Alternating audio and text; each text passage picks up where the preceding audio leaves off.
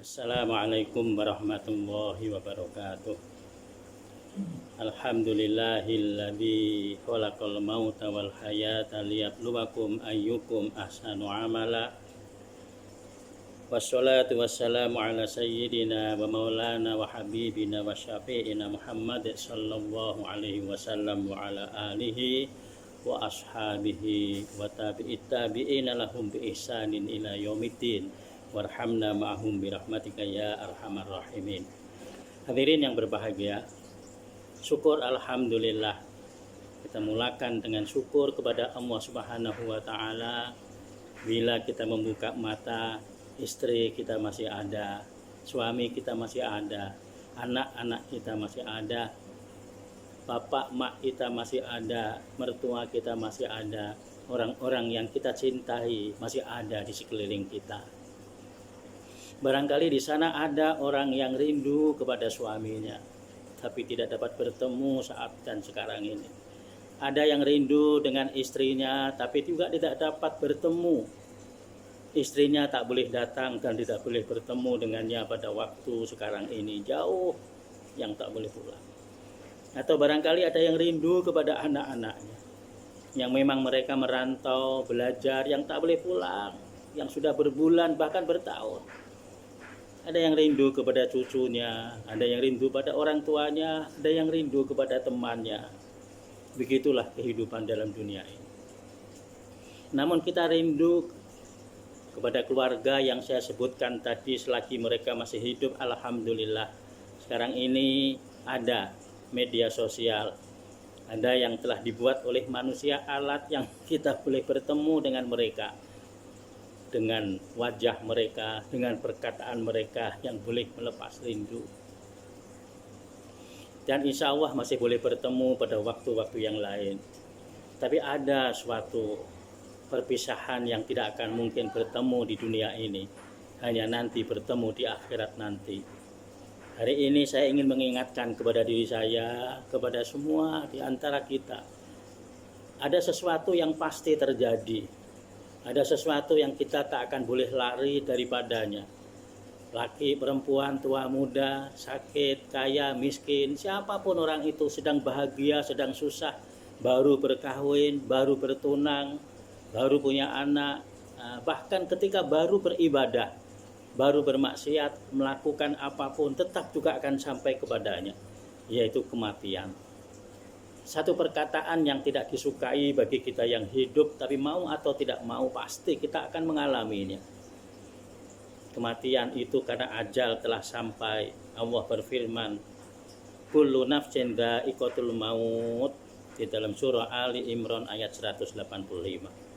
Kemudian di dalam surah Al-Jumu'ah pun ya, dinyatakan kembali oleh Allah Subhanahu wa taala dalam surah yang ke-8. Ayat yang ke-8. Qul innal mautal ladzi tafirruna minhu fa innahu mulaqikum. Shadaqallahul azim. Setiap yang bernyawa, setiap jiwa, setiap orang yang bernafas pasti akan sampai kepada kematian.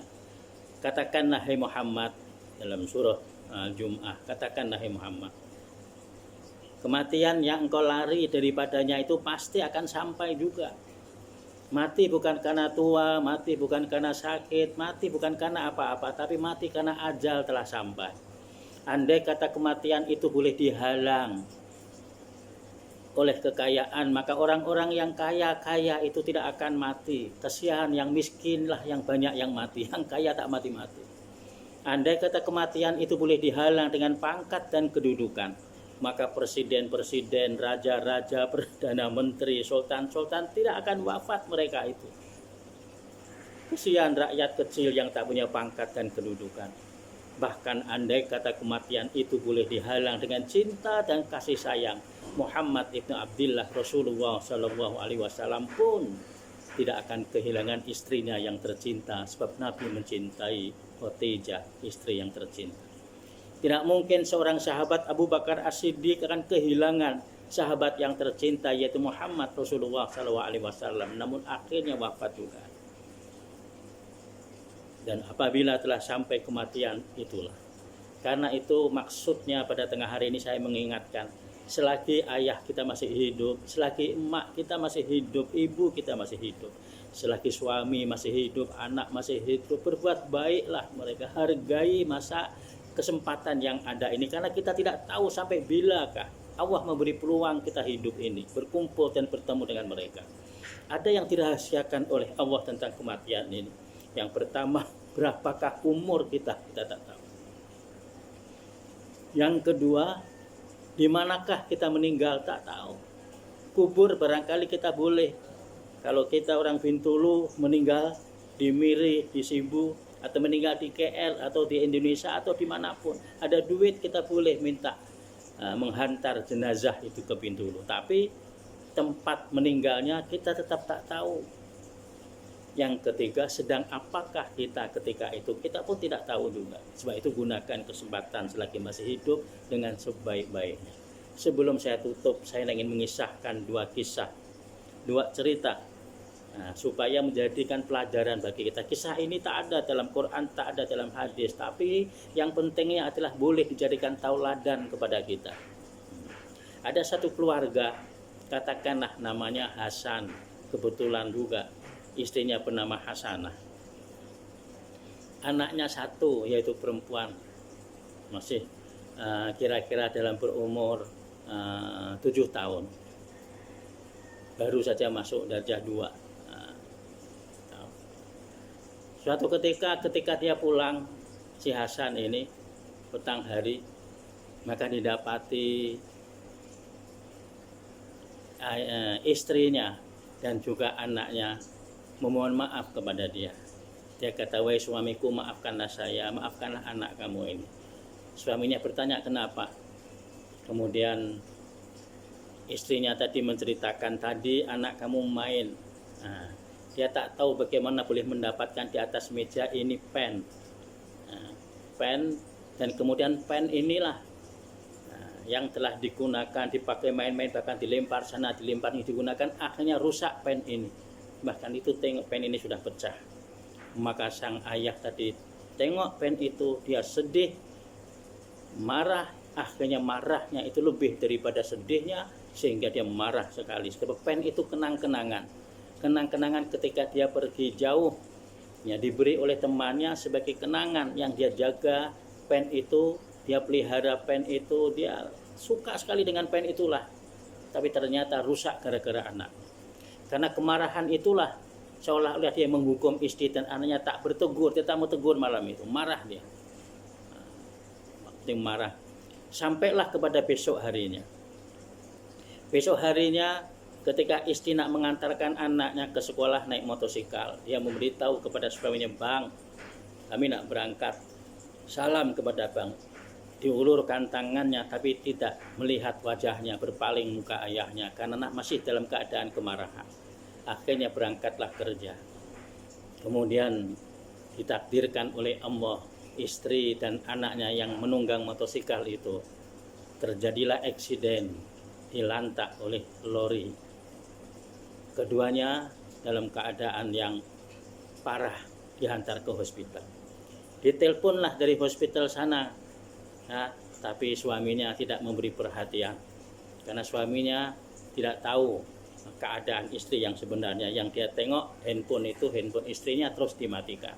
Akhirnya setelah kira-kira tengah hari pukul 2, barulah daripada dokter, daripada hospital itu yang memberitahu. Akhirnya dia berangkat ke sana, namun istri dan anaknya dalam keadaan yang nazak, bahkan anaknya dikatakan sudah meninggal, istrinya dalam keadaan nazak. Akhirnya istrinya meninggal dunia dalam keadaan yang dia masih meminta maaf kepada suaminya. Hadirin yang berbahagia, saudara dan saudari sekalian, sang suami menangis ketika itu, pulang ke rumah menangis 1 hari, 2 hari, 3 hari, 1 minggu, terus menangis, menyesali sikap dia. Dia merasa betapa dia masih memiliki rasa marah. Kenapa dia marah sampai begitu sekali? Andai kata dia tahu, tapi sekali lagi manusia tidak tahu wafat istrinya tadi, maka dia menyesal lah. Saudara-saudara sekalian, penyesalan yang demikian ini tidak akan ada gunanya. Andai kata air mata darah sekalipun tidak akan mampu membangunkan istrinya kembali. Kisah yang kedua, seorang ibu menelpon anaknya yang bekerja. Mendekati kepada hari raya, diteleponlah anaknya, nak pulang. Anaknya mengatakan, maafkan saya ibu, saya tidak dapat pulang karena saya bekerja, saya tidak dapat meninggalkan pekerjaan saya. Ibunya mengatakan, pulanglah nak. Takkan tak boleh minta pulang 1 hari 2 hari, mak rindu sangat. Mak sekolahkan ayah kamu, ayahnya sudah meninggal. Ayah kamu menyekolahkan kamu tinggi-tinggi tujuannya untuk membahagiakan mak di hari tua. Pulanglah, apa guna kamu mencari uang banyak-banyak.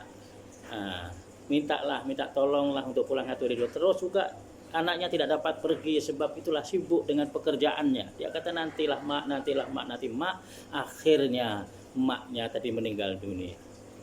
Maka ketika anaknya itu pulang, menangislah dia, menyesallah dia dengan penyesalan, menangis berhari-hari, ya Allah, selama ini saya bekerja, saya sekolah tinggi-tinggi semata-mata ingin membalas, tapi kenapa keadaan begini? Itulah saudara dan saudari, air mata darah seperti yang disebutkan tadi tidak akan dapat membangunkan maknya kembali.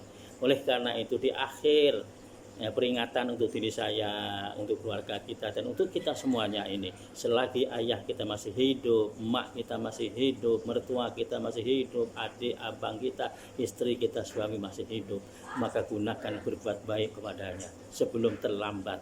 Karena kalau mereka sudah meninggal dunia, penyesalan apapun tidak dapat membangunkan mereka kembali untuk menambah kebaikan kita kepada mereka. Terima kasih. Assalamualaikum warahmatullahi wabarakatuh.